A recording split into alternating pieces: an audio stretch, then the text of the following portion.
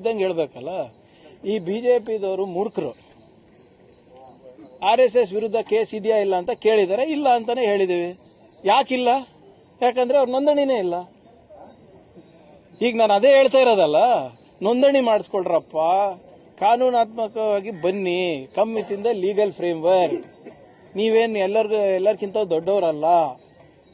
ಅದು ನಾನು ನೋಡಿದೆ, ನಾರಾಯಣ ಸ್ವಾಮಿ ಚೆಲುವಾದಿಯವರು ಬಿಜೆಪಿಯವರು ನೋಡಿದ್ರ ಇಲ್ಲಿ ಶೂನ್ಯ ಪ್ರಕರಣಗಳಿದೆ ಅಂತ ಹೇಳ್ತಾ ಇದ್ದಾರೆ. ಹೌದು, ಇವರೆಲ್ಲ ವಾಟ್ಸ್ಆಪ್ ಯೂನಿವರ್ಸಿಟಿನಲ್ಲಿ ಕಲ್ತು ಬಂದವರು. ಇವ್ರಿಗೆ how can I ban an organisation that does not exist? ಅಸ್ತಿತ್ವದಲ್ಲೇ ಇಲ್ಲ ಅಲ್ಲ ಇವರು. ಅದಕ್ಕೆ ನಾನು ಹೇಳ್ತಾ ಇದ್ದೀನಿ, ದಯವಿಟ್ಟು ನೋಂದಣಿ ಮಾಡಿಸಿ. ನಿಮ್ಮ ನೋಂದಣಿ ಶುಲ್ಕವನ್ನ ನಾನೇ ಕಟ್ತೀನಿ.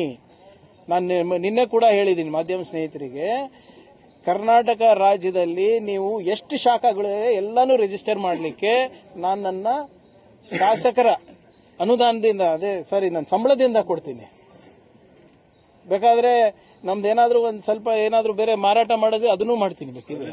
ಬಟ್ ನೋಂದಣಿ ಶುಲ್ಕ ನಾನೇ ಕೊಡ್ತೀನಿ. ಬೇಕಿದ್ರೆ ರಾಷ್ಟ್ರಾದ್ಯಂತ ಮಾಡ್ಬೇಕಂದ್ರೂ ಕೂಡ ನಾವೇ ಕೊಡಿಸ್ತೀವಿ.